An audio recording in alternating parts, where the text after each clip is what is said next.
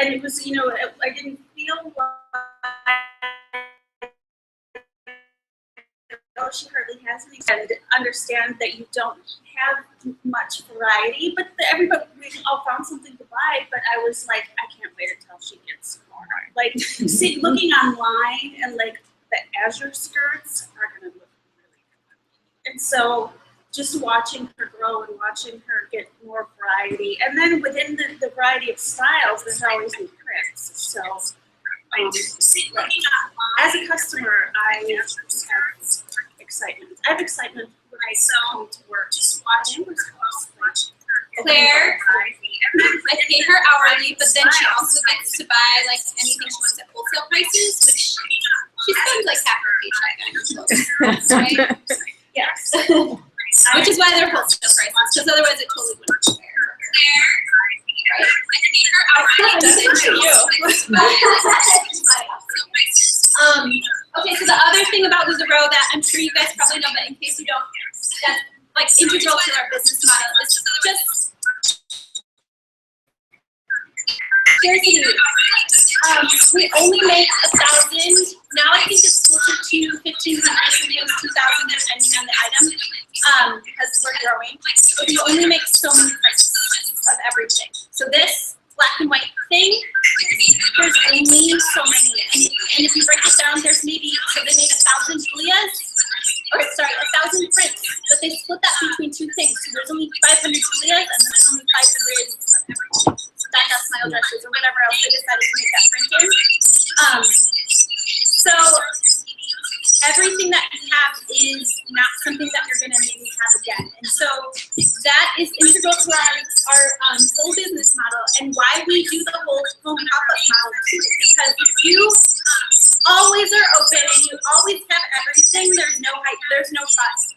If you're just like, oh, this Julia dress, I've got 40 of them, and you can come over and you can just click on and drag it and shop and buy it whenever. Like, sure, maybe people would get really excited at first, and then they'd be like, what's the point? They wouldn't be very excited or very happy. So people ask me sometimes, why does LuLaRoe not just sell online? Why do they not just make more of what people are looking for? Because everybody really wants that print. Why don't they just make more of them? Well, that's why you really want that print, because there aren't very many of them. And so scarcity is huge. Helping to build hype through the parties is huge. And that's something that's never going to go away with LuLaRoe. That's so integral to who they are. They're never going to just open a brick and mortar store and say, well, thanks consultants. Like, this is part of who they are. It's what makes them special, and it's why their growth is crazy. In terms of the future with LuLaRoe, so just looking back at the past, we had, when I joined in May, we had about 1,500 consultants.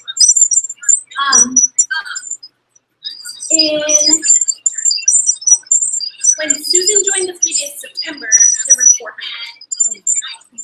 So that was September of 2014. So between May and today, we've grown to 5,000.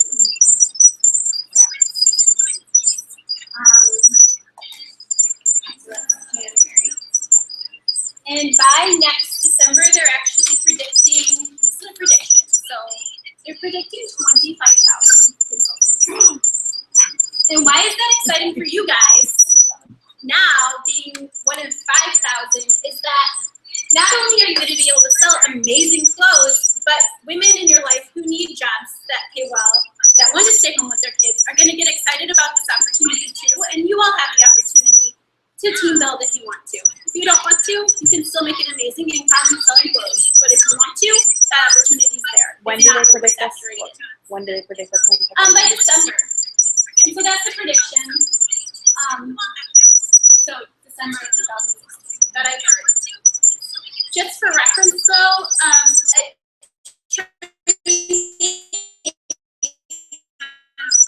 they were sharing predictions that they had like last January. They were saying, oh, wouldn't it be wonderful if we make this much this year?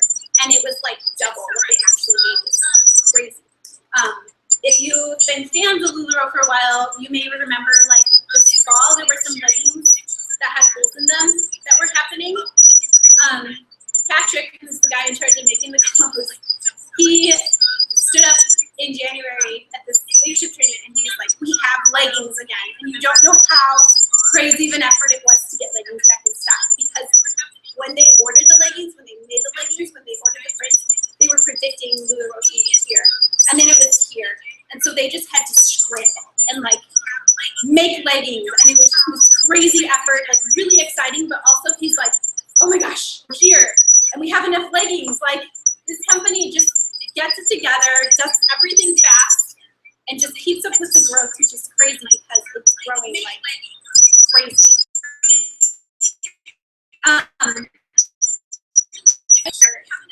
So people like Susan, who got started at 400, she was asking some of the people at home office, like, well, girls, like, are they going to do as well now if they sign up? And like when I signed up back in September, nobody knew about it.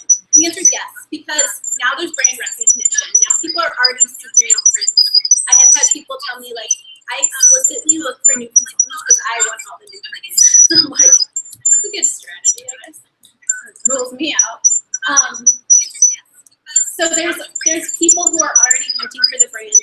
Back when I joined in May, online selling with LuLaRoe was not really a thing. People really sold in home pop-ups only. Now all of a sudden there's this whole online community as well, which is like brand new. There's Periscope sellers, there's Instagram sellers, there's people doing really well in weird niches. I'm not a huge Periscoper. I did it once, a really tiny sale on Periscope, and I was like, not for me, you know, but there's another consultant who's making a ton of money because she has like a corner on the Periscope market. She just loves doing that.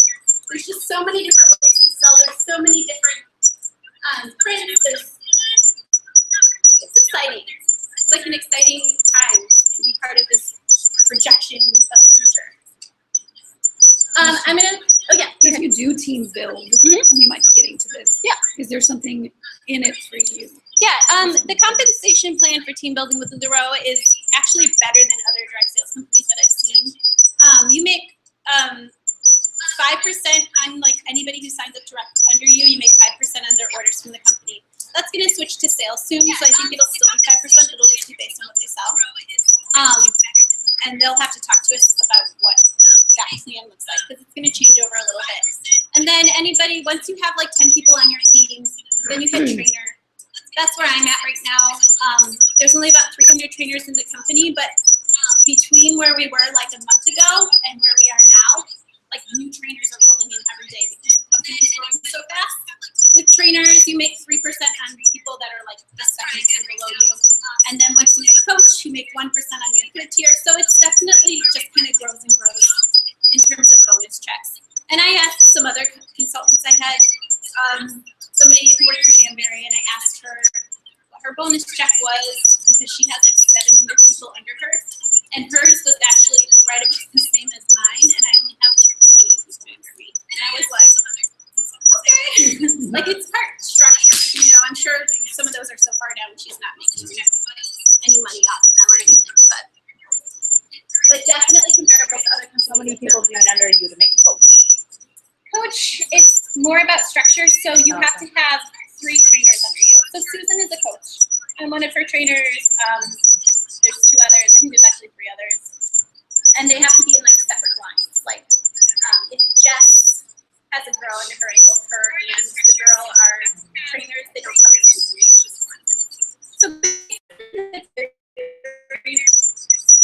as you grow, you do help get bigger bonus checks, which is nice.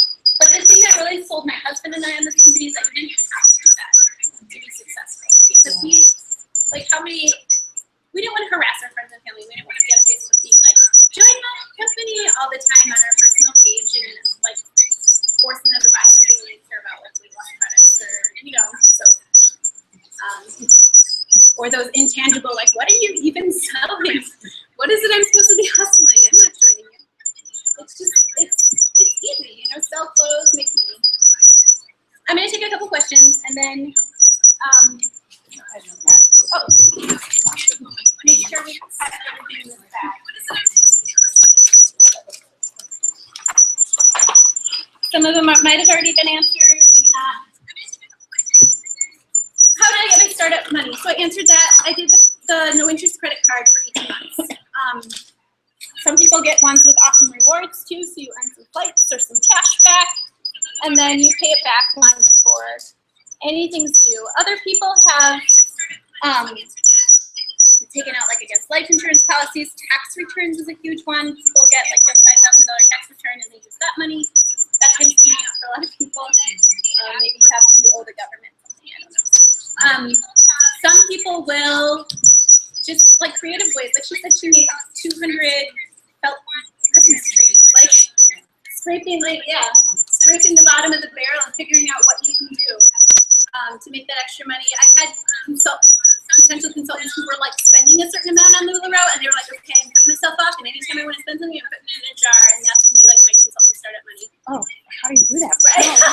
I told myself, no, I'm not buying at this sale. And then I spent $85. It's ridiculous. And the fact that you exist is like why you will also do well. So many of you exist. Yeah, so I mean, there's loans you can get from the bank and a bunch of different ways to do it. I think the credit card is the best deal because it's interest free, whereas if you take out a loan from the bank, it's usually going to be yeah. You can join. You can have a team member. There's challenges with that too. It's not like all rainbows and sunshine. It's a lot more communication. You have to figure out who's doing what when, and like sometimes team members will fight because they're like, I thought I was doing this, or I thought you were doing this. So there's a lot more like powwowing needed, and so that can be a little bit more work. The nice part is to split the work with someone, you know. So you each theory do half the work, but then you split it in some way. So that's a way to get started.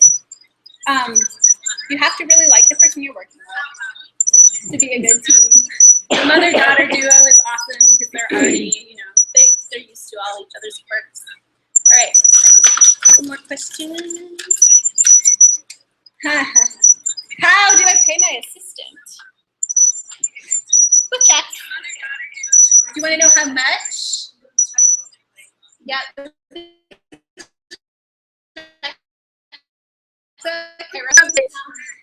I pay Claire $12 an hour plus free, like wholesale costs. Well, Mike was supposed to give you a raise last week, but hey! It started out at 10. She was my holiday help for like 2 months. So she's 12 hours a year. So How many hours a week? she works about 12 hours a week. Yeah, she comes 2 days a week and works while her kids are in school. So it works out really nicely for her because she has like full-time student and then kids in school. She just needs like a little extra something. I started out with paying her in clothes. Actually, it was like retail prices too. I just paid you in a free whatever if you came and helped me. And you weren't the only one I was doing that with. I had a couple ladies who would come and help after online sales. So that's a great way to start with an assistant, kind of feel people out, like who's going to be good and work well with you. Is if you notice somebody's buying a lot of clothes or like they're passing in a lot of clothes because they don't have a lot of money but they love the clothes, you can say, hey, do you want to come over tomorrow night after this big online sale and help me pack and ship and do all that stuff? So I would rotate through friends. I would have like one friend from this week, another friend from this week, so I wasn't burning anybody out. And then I realized I needed more daytime help, so I was like, hey Claire, do you want to come over and help me for some free clothes? And she was like, sure. So that evolved into me being like, I really need this on a more regular basis, and I don't want to just pay you in retail. I want you to have the option to also like spend that money on other stuff. Maybe you didn't want clothes that week. So I went into, so that's how that evolved. Did you have to claim that on your taxes Do too? you keep track of that? Yes. Yeah. I don't think we did last year. Like, I didn't keep track of it last year, but this year I probably should. Yes. You don't pay somebody more than $600 a year. Yeah, that's where I'm like, yeah, I don't know. It would depend on how much she makes and how much she starts working for me. So we actually have to personally sit down with our accountant. So that's why I'm like,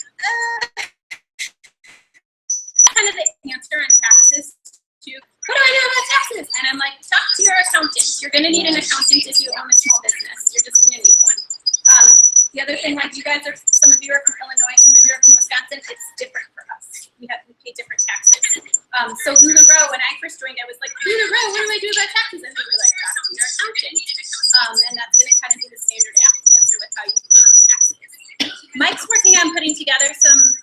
spreadsheets. He's put together a few already that we posted for keeping track of things like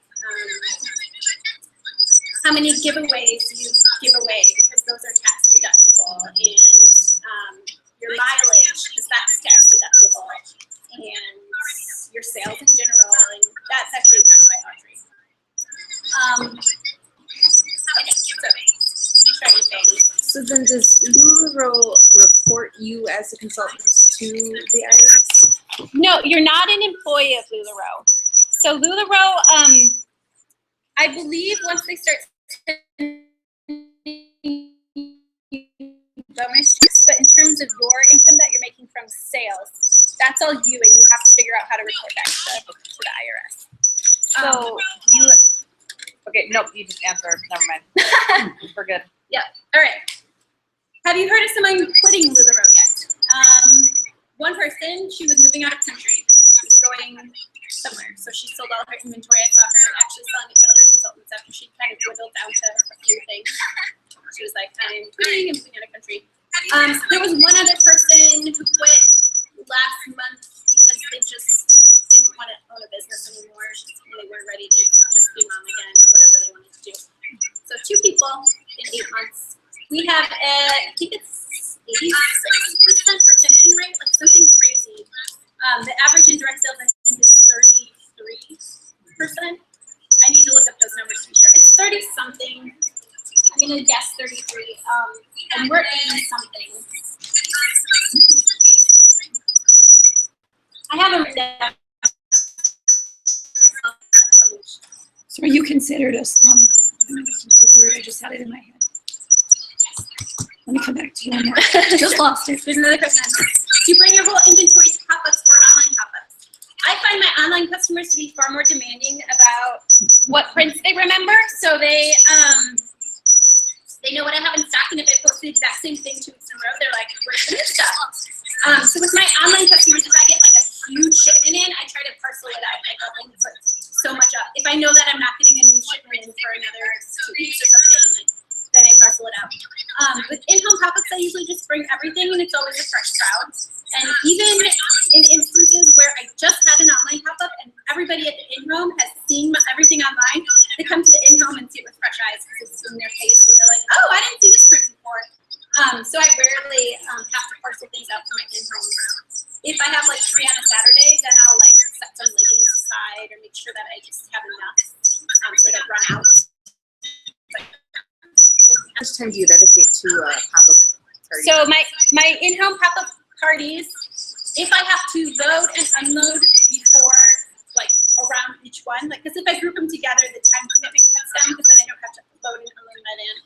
So if I have to load and unload, I spend an hour and a half running the actual pop-up. I've limited my pop-ups to about an hour and a half. Otherwise, women would take 3 to shop. So I say hour and a half, and I try to be pretty strict about it. And I give early bird incentives so people are there on time. I usually arrive, when I had a smaller inventory, I arrived 40 minutes before. Now with a bigger inventory, I try to arrive an hour before just so I can breathe for a minute after I set everything up. And then it takes about 40 minutes to unpack afterwards. So then add travel time depending on how far the pop-up is. So about 3 hours would be the whole pop-up experience, being there, setting up, doing the pop-up and leaving, and then add loading and travel time. I have my husband load the van for me so that I'm not doing that. So that's not like part of my time, but that's something he can do real quick after work. And then I have Claire organize my inventory for me every week after the pop-up, so I don't have to spend time doing that. In the beginning, I did. The founder of LuLaRoe, Deanna, is really big on saying outsource the things you don't love to do so that you can spend more time doing things you do love to do. So for me, I quickly realized that I didn't love to organize my inventory after every pop-up, and I didn't love to pile everything into my van. So I said, hey, how can I outsource that? And my husband is stepped up and been really awesome. So the whole experience, if I'm doing it all by myself, loading up the car, going, running pop-up, probably takes like 5 hours. But because I've outsourced some stuff, it's more like 3 or 3.5 of my time on an evening. And I've stopped doing pop-ups so far away. Somebody just contacted me from Cedarburg, said, you want to host a party? And I was like, I want to go to Cedar Park. So these ladies up here, up there, so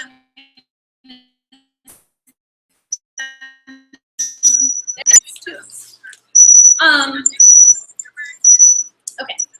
I have a question. Yes. How often are they introducing new styles? No. So we had 5 new styles introduced last July. Actually, 2 of our tees, Classic Perfect, were new. Our Jordan Jade Athletic leggings were new, and the little kids' azure skirts were new. Oh, and a Jill skirt. So there was actually 6 new styles. So that was like the big, I'm guessing convention is like a big time because all the consultants are kind of in one place. And when is that? That's July 13th through 17th. It's like that Thursday through that Saturday of that week, July. What was the thing that you just went on? Was that? What was the thing that you just went to? That was for leadership training, which was if you're a trainer or a coach, team growing. So do you pay for yourself to get to the convention? Yes, if you want to go, you pay. A lot of women are just like using the to save up for mileage. Actually, Susan, my upline, just ran an incentive last month for like anybody who sold a certain amount or ordered a certain amount got a free convention ticket. So sometimes there's like team stuff that'll get you there. I want to get Susan out here so we can kind of like move on to the next thing as a group and don't waste all of our time. But like 2 last questions. Your mom in there? Well, unless somebody put some. Oh, I forgot. Fresh one appeared. Perfect. All right, sorry. I think you kind of answered that one. Do you want to go give Susan like a 5-minute warning? All right. Have you heard of somebody quitting? No, we read that one already. Yeah, we read. Unless it was the exact same question. Is it possible to find out the styles that are being sold in your area and order that as a consultant you can offer something different? If you're on a team like this, you can. There's team Facebook pages, and you can just ask, "Hey, what are you carrying?" But otherwise, you would have to probably just. Would you look at team Facebook?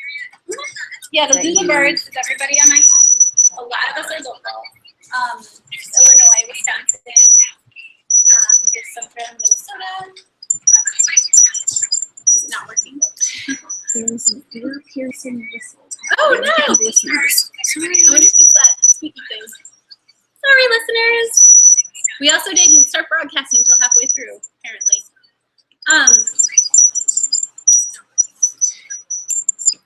What was I saying? Totally lost my train of thought. Sorry, listeners. We also need to. Oh, finding out what people offer. I would always suggest, like, don't worry about what other consultants are selling because you're going to sell best what you love to wear and what you love to promote. So if you're like, oh, everybody else is selling the Nicole dress, but I love the Nicole dress, but I'm not going to sell it because they are, like, and you sell something that you don't love as much, it's not going to go over as well for you. So what you're wearing, what you're promoting, that's what I'd start with. And everything sells, too. Everything. Sometimes I find it right now. And then a lady puts down in a pop-up, and I say, okay, that's who that was made for. And it was made together. So who knows, you know? My husband picked out my ugly thing. He picked him out, and I was like, I love that one. So that's another important part about LuLaRoe. So along with scarcity, we also don't have seasons. We do capsules. We do like a holiday capsule, but we don't have. I think it's that squeaky band, right? I'm hearing it. We don't have seasons. So nothing goes out of style or goes out of season. I've had ladies come to my pop-ups. It's just an ever-revolving inventory. So somebody will buy something that I got back in May that I already knew was old from January. Like people told me, like, oh, that like last fall bought now in January as a fresh print. Like they don't know that it was any different because it's just a spread of prints, and it's not like, oh, this was last season, so it's severely discounted. Which is nice because we don't have to run as many sales. We don't have to clearance things out because they're old. Maybe we clearance them out because we're tired of looking at them, but that's all on us. It's not on the customer because we doesn't know what's new or old unless they stop you. All right. So we have a couple other topics to cover, but I wanted to make sure the other girls are in here. Is she wrapping it up?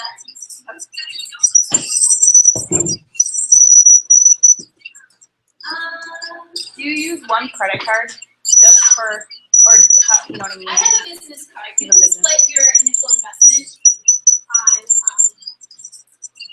So the onboarding process, if you, I have some applications here, so you can have one and not have like one. For those of you who are considering.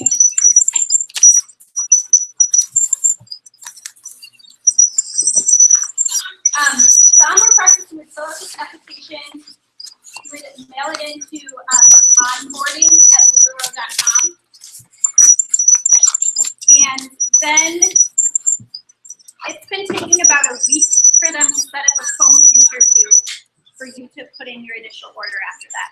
So it's this application and also a voided check for the account that you want your money to be deposited into. It's not an account that they're going to charge. It's the one if you sell $1,000 worth of clothes, that much through Audrey, that money's coming in direct deposit, so you need to send them a voided check for that. So those two things, and then they call you, and you have your credit card or whatever payment you're using ready, and then you can put in your initial investment order. So it's been taking about a week for that, sometimes 4 days. It kind of depends on how busy onboarding is going. And then you get your initial investment in about 2 weeks after you officially fully onboard and have paid. Sometimes quicker, but I would plan for not like planning your launch party 2 days after you onboard because you probably won't have your clothes yet. Did you say the plan for? So plan for about a week after you send this in to hear from somebody and actually talk to them and pay the money and sign up. And then after that, plan for about 2 weeks before your actual inventory arrives at your doorstep. And you go, oh my gosh, I just spent $5,000.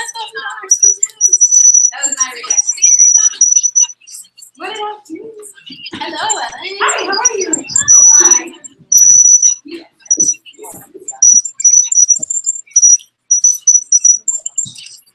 Hey, Amber, what was the email address? It's onboarding at LulaRoe.com. And I pinned these to the top of that Tell Me More page.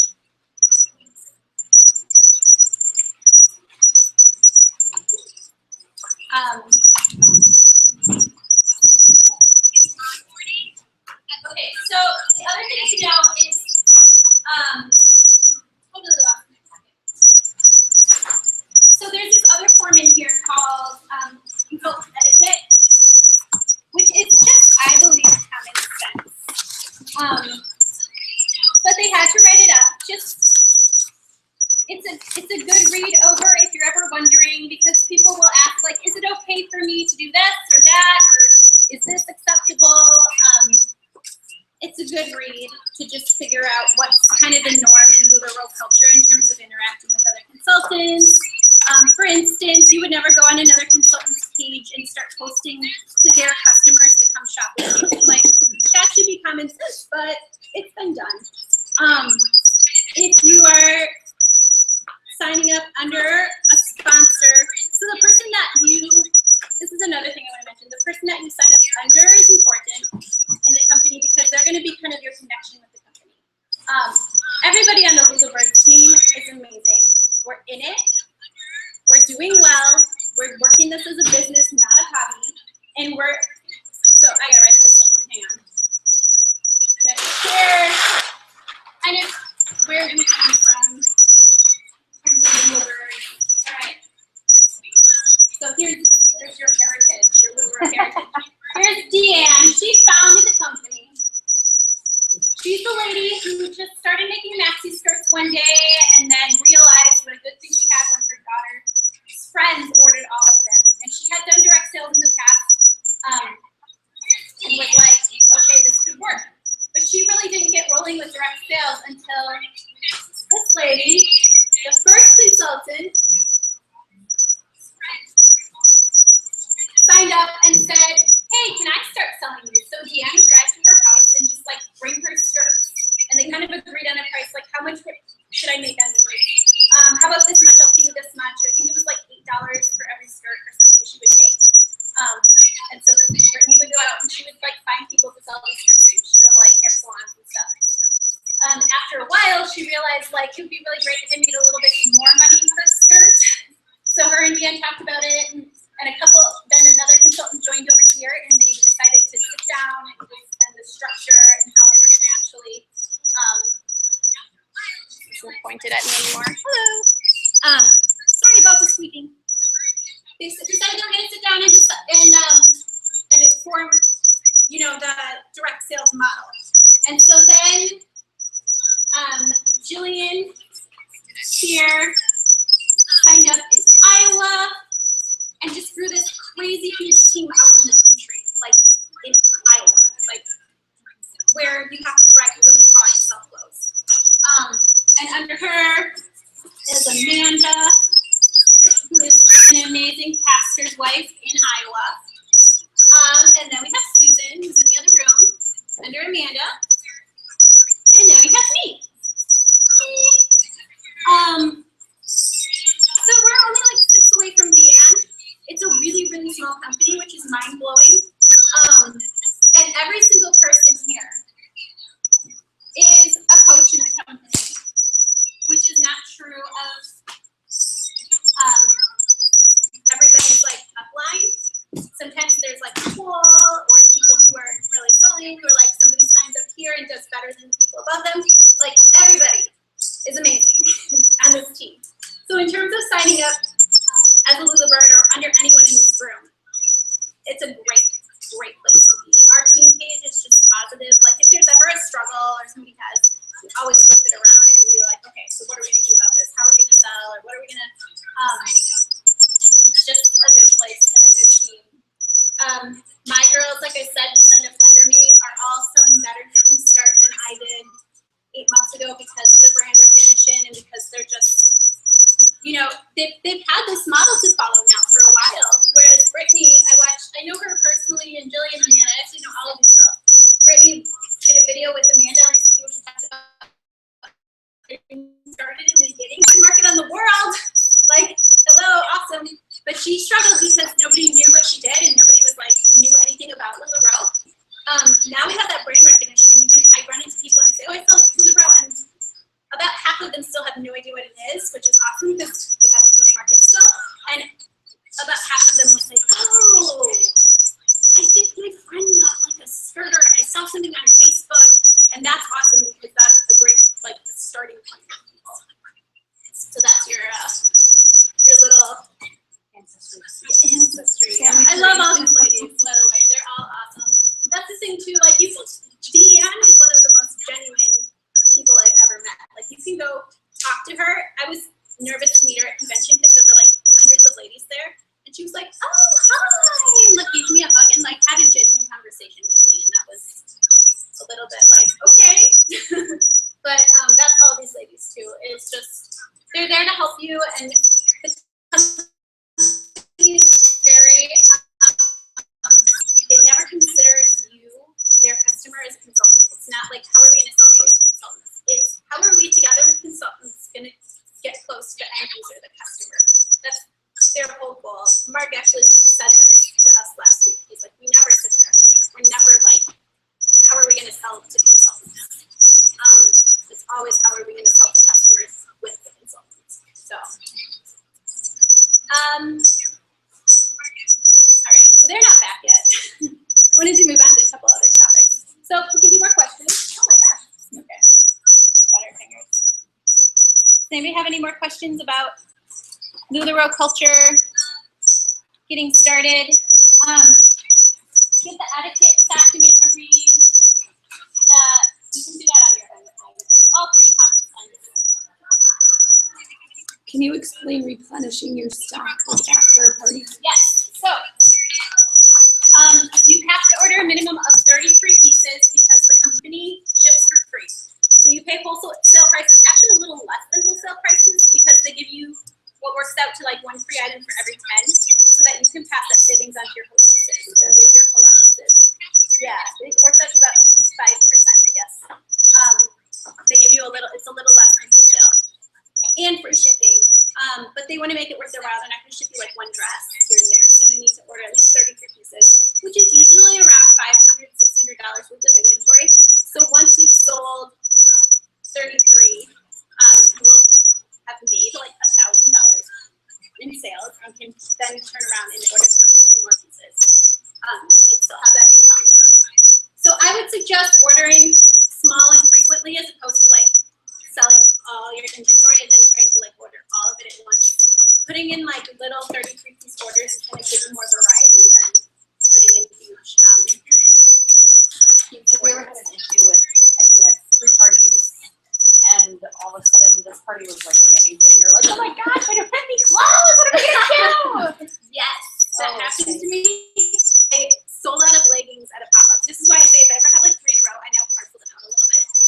And my next pop-up, I had 2 pairs of leggings in like my big empty suitcase, and the ladies were all like, "Oh, I'm so excited for leggings!" And I was just like, I was like panicky about it, like, "Oh no, I don't know this leggings," and I went, and I'm like, okay, breathe. I was like, so these are the 2 prints we have, and the ladies were like, "Oh, yeah, none of those speak to me." And then they went and tried on dresses and bought Amelia instead. And that's when I realized, like, oh, it's not an emergency. There's no such thing as a leggings emergency. If you don't, from a sales perspective, if you don't have something the customer is looking for, at the time they ask you to bring something specific and you'll hustle out and you're like, okay, I gotta order vouchers here, I'm gonna get them for the party. And then they like look and they're like, and then they go try something else on. Because they don't know exactly what they want until they see it in front of their face. So they might think they want Audrey skirts when really they're gonna buy Nicole's. Or they might think they're after a Julia, but none of them speak to them that day. And so I've learned to do more, just keep doing what I do rather than try to like cater to every single desire of what everybody wants, because everybody is going to want something different. You know what I mean? So you can't carry everything at once. You kind of have to make calls. Do you have a list of what the top selling styles are? Like 1 through 10. I can make recommendations, but it's funny because sometimes I've made recommendations to my downlines and they've decided to do something totally different, and then it's amazing. I remember Kimberly wanted to onboard with, I don't know if she's in here, she wanted to onboard with Lucy skirts, and I hadn't moved a Lucy skirt in like 4 months, and I was like, yeah, I mean you can, but they're not really selling for me. And she sold like 5 at her launch party, and I was like, okay, I'm eating my words. So you can always take recommendations from others, like what's selling well right now. That could change in a month. They don't, like the company itself isn't like, Oh, this is. historically Irma's and leggings. I mean, it's our most iconic shirt. Yeah. It's different from anything else, and it's affordable, and so historically Irma's have been. If you're gonna start with a T, I'd start with Irma just because it is so unique. Then you can wear it with leggings. Not everybody can wear a classic with leggings. Of course, they don't like this. I know you don't like Irma's. I'm making a face. I'm like the only person that doesn't. But yeah, that's the thing is most people do. So yeah. As your question, what sells the best? So I've had all the orders, and and then I guess I feel inspired by you talking about Irma. This was the first time I'd ever worn any knit clothing because, again, like I said, girls of your shape don't wear knit clothing. To my mother, and so I bought an Irma because that's what made me feel comfortable in the leggings. And, like it kind of up and see, look, I'm wearing leggings, see, I'm like right here, And then after I got more comfortable with myself and comfortable with her knits and realizing that my mom was wrong, because they're all different shapes, now I'm kind of over Irmas. So I can wear something that's a little more fitted, this has a little better shape to it. I want that one. Look like I'm wearing, I feel like this is perfect. And I don't look like I'm wearing a tutu, like I hear all the things my mom used to say, and if they're not true. So Irma, what sells the best, it's different for every customer. I would have never left the house in leggings in anything but an Irma until I got more comfortable with my body because I saw these beautiful clothes and like, am I different from everybody else in the world that I can't wear knits? No, so what sells the best? Yeah, it's a toss-up. It's your customer base, your preferences, rock the hardest, and just like seasonal weirdness. Like I didn't sell my 4th of July leggings until September, and I have no idea why. I have no idea why. I marketed them as 4th of July in July, and they were like crickets. And they were awesome. I just Yeah, learned to work the other one day. way, And I was like, oh my gosh, I need those for 4th of July. I'm like, yep, you're But not when I gonna get stopped marketing them as 4th of July, people were like, oh, I can wear these any day and not just 4th of July. Cool, now I want them. A little bit. I didn't sell probably as many leggings as I did in the fall. Yeah, I sold a lot of Osher skirts in the summer. They're super breezy. We're gonna move on. Do you guys need a 5-minute break right now, or can we power through until 5? If we need breaks, we'll just. Okay. Yeah. If you need to go to the bathroom, get up. There's coffee. There's water. I'm actually gonna have. We're gonna talk about hosting pop-ups and so both online and in person, and we're going to talk about getting yourself out there marketing from the start. Like, how do you start up this company? If you're in the company for a while, how do you give your company a boost? And we're going to start with marketing. I need to talk to Claire for a minute though. She's got to go pick up my babysitter quick. So Susan is going to chat with you guys about social media a little bit and how she uses it, because she's pretty good at it. So here's a thing if you need to rip this off. I was discussing our therapy. It's a family tree. Yes, Because you're part of it. you're all coaches.